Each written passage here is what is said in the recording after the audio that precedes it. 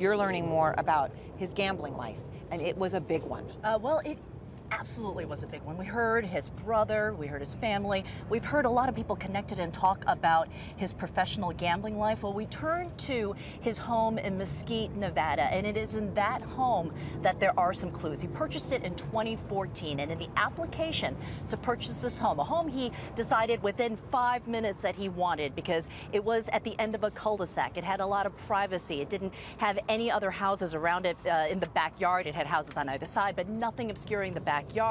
What we've learned in that application, that real estate application, is that he listed as his profession that he was a high-stakes gambler and that he gambled $1 million a year.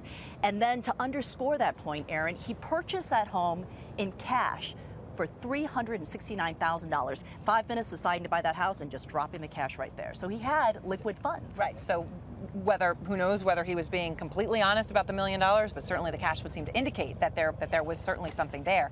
You mentioned the cul-de-sac, and he had an intense and very unusual need for privacy, didn't he?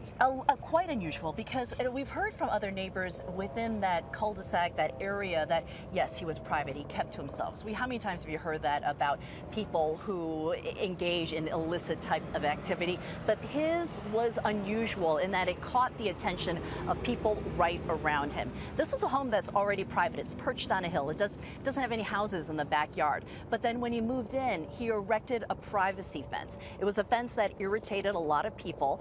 There was a screen around it, and it was so ugly that a petition was started in this 55-plus community that's considered to be very, very safe. So he wanted to be intensely private. That petition was signed by 20 people, and they asked that it be torn down, and the association sided with them. Something else that he said that a neighbor heard is that I don't want people looking at me, I don't want to look at them.